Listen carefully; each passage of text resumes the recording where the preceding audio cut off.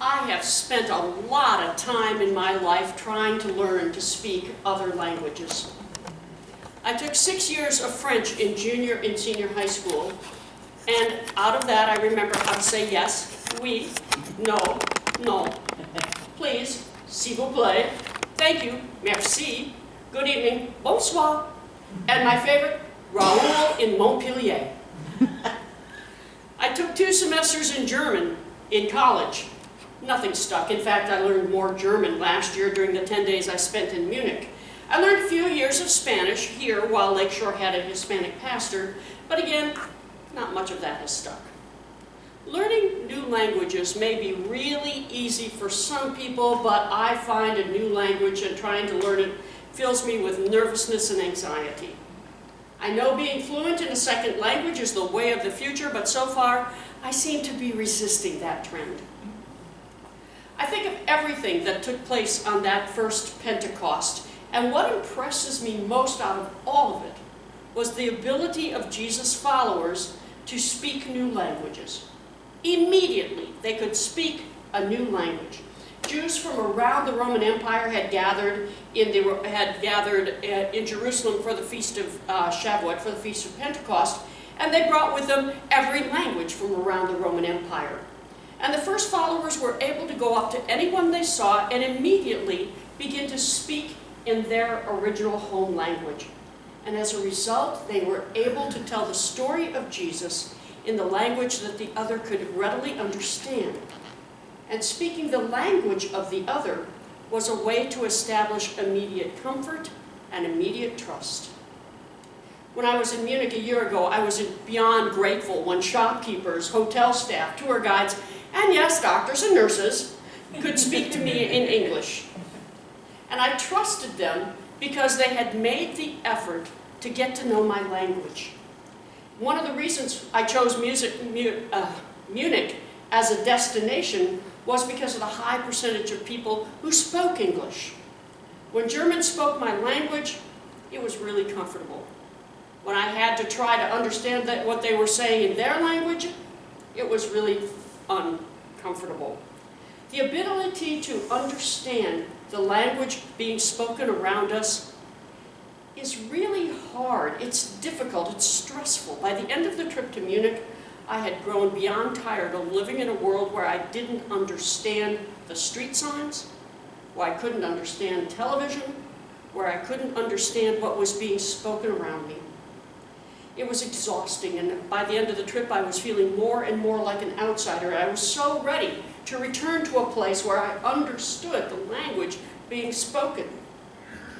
The first followers, or the Holy Spirit gave the ability to the first followers to speak the language of those they encountered. And speaking the language of the other filled the other with trust, comfort, and a connection that made all the difference. And I believe it was the ability to speak the language of the other that allowed 3,000 people to want to be baptized as followers of Jesus that day. Now, as followers of Jesus, we have a great story to tell. The story of God coming to live with us in flesh and blood. The story of Jesus' teachings about integrity, compassion, care for others, and unconditional love of God. Man, that's stories we all need to hear right now. Jesus' death and resurrection is a story about God's gift of new life and new ways of living that we can all use in these moments. And I like to believe that most of us are pretty good at telling the stories of Jesus with our attitudes and our actions. But when it comes to using words, most of us are beyond uncomfortable. We don't want to talk about Jesus to other people because we're afraid we're going to offend someone. We don't want to be that type of pushy Christian. We don't want to make anyone else uncomfortable. But the most real thing of it is we just don't want to be uncomfortable ourselves. Now, the opposite, the paradox of that is we want our children and we want our grandchildren and their friends to embrace Jesus and a Christian congregation in their lives. So we try to talk to our children and our grandchildren about Jesus and the importance of faith and church in our lives. Unfortunately, we don't speak their language. Most of us don't know how to speak the language of faith in Jesus and love for a church in ways that connect with those who are the ages of our children and our grandchildren. We're in awe of the first followers' ability to connect with people of all ages as they talked about Jesus and God's love, but in reality, most of us don't see ourselves talking effectively about Jesus to anyone other than little children. We have neighbors, we have friends, we have co-workers, we have family members who are younger than we are, who do not have a connection with Jesus or the church.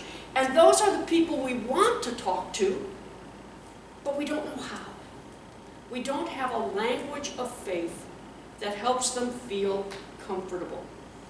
We're pretty okay talking with people of our own age and our own generation because, let's face it, our experiences, our language, our lives, our words are similar. And we're okay talking with little children because most little children haven't learned how to roll their eyes yet. So if we want to connect with people who are younger than we are, we're going to have to learn the language they speak. And one of the languages we're going to have to learn to speak is the truth of race and racism. Because people who are younger than we are don't understand the problem. They've experienced so much more of the world, and so much more of people who speak other languages, and so much more of people who are from different ethnicities, different races, and different backgrounds. They don't understand our problem. And they're disgusted by what's going on in the world and pretty much see the church as being part of the problem. So if we want to talk with people who are younger than we are about the meaning and the love of Jesus that we have and the good of the church in our lives, we're going to have to learn to speak the language and the truth of race and racism. Churches that are predominantly white, like ours, can no longer ignore the issues of race, hoping they'll go away, because they have once again become an open flame in our nation. As followers of Jesus Christ, even though we live in smaller cities, we must learn to face our own prejudices along with the often unrecognized power that comes to us from just being white. And it's time to educate ourselves on what it means to live as a black person in our communities. To that end, I am going to lead an in-person, socially distant, mask-wearing book study on the book called White Fragility by Robin DiAngelo. That will begin on Tuesday, June 16th at 6:30, right here in Fellowship Hall. The class can include up to 20 people in person, and I will hold as many sessions of that class per week as we need to accommodate the number of people from our congregation and community who want to participate.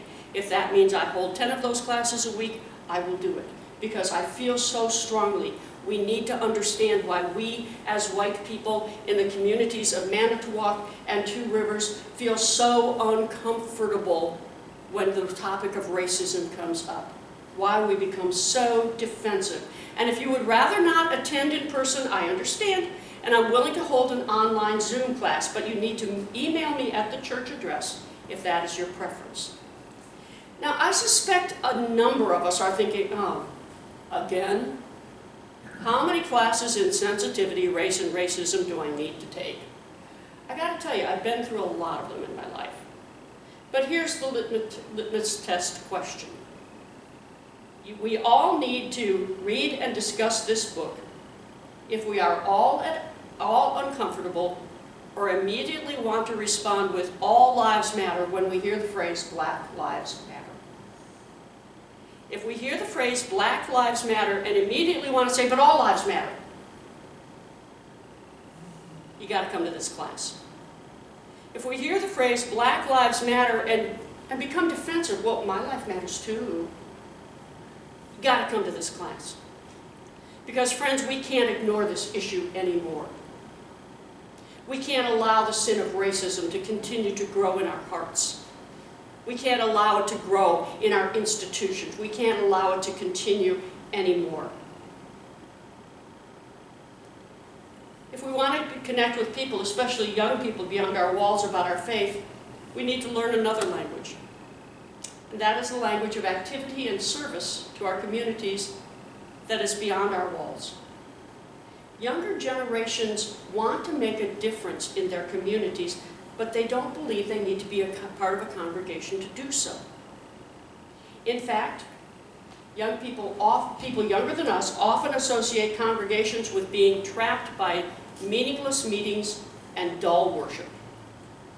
So if we want to connect our faith in Jesus with younger generations, Lakeshore is going to have to learn the language of community activities beyond our walls. We're going to have to get out of our building and sponsor activities that make a difference and meet the needs in our community. For instance, the Aquatic Center is so far closed this summer. There's a petition out there to try to reopen it. Honestly, for the sake of the health of our community, I hope the mayor doesn't succumb to that petition. But that means the closure has created a lot of time and a lot of space for parents of children to try to fill in. So the question becomes, what activities could Lakeshore sponsor that would meet the needs of social distancing and safety while providing something for young families and teenagers to do that would be meaningful, that would be fun, that would make a difference? And we don't have to wait for the church to do something. We as individuals in our congregation can offer our neighbors something that will meet the needs of their families while providing the opportunity for conversation. For instance, the other day, after I got home from church, I was cleaning the above-ground pool at the parsonage, and 4 neighborhood kids came walking over to see if it was okay if they came swimming. And I said sure, but they'd need an adult with them because, frankly, I wasn't going to keep an eye on them. If they were drowning, I probably wouldn't notice. So they said they needed to bring an adult with them. So the 4 kids swam while one of the moms and I talked about her work and my work while we were adapting to COVID restrictions. And she got to learn more about how the church is responding to this. And I got to show empathy about her as a teacher trying to teach online when she had had no training in doing that and frankly hadn't signed up to do it. You don't have to have a pool in your backyard. If we garden, invite neighbors and neighbor kids to join us. Ask them to wear masks, keep the numbers small, put them in a different row. But if the adults don't come, make sure you send flowers or vegetables home with their kid. And by the way, make sure a parent has to bring them over and pick them up again. We want first of all, we want the safety of knowing the parents are involved, but we want that chance to talk to the parents. If we sew, if we knit, if you work on cars, work with wood, bake, cook, set up model trains, whatever we find meaningful, let's look around our neighborhoods for a neighbor kid or two to help us. Remind them to wear masks, to stay apart, make sure the adults in their lives know and approve, and then speak the language of activity with the families around us. The Holy Spirit will provide opportunities to talk about our faith. We don't have to worry about that. Right now we're interested in activities and connections that build enough trust that allow us to speak the language of faith that invites them to join us for worship one day. After that, God will take care of the rest. If we want to effectively share our faith with younger generations in our communities, we're going to have to learn at least 2 more languages. The language of truth about race and racism, and the language of meaningful activity. Because those are the languages that are going to make the greatest impact on this Pentecost 2020. Those are the languages that are going to build connections and friendships that will build enough comfort and trust for us to have an opportunity to talk about faith. Those are the languages that will open the doors of comfort, trust, and conversation about God and Jesus and why the church makes a difference. Let's learn a new language, friends. Amen.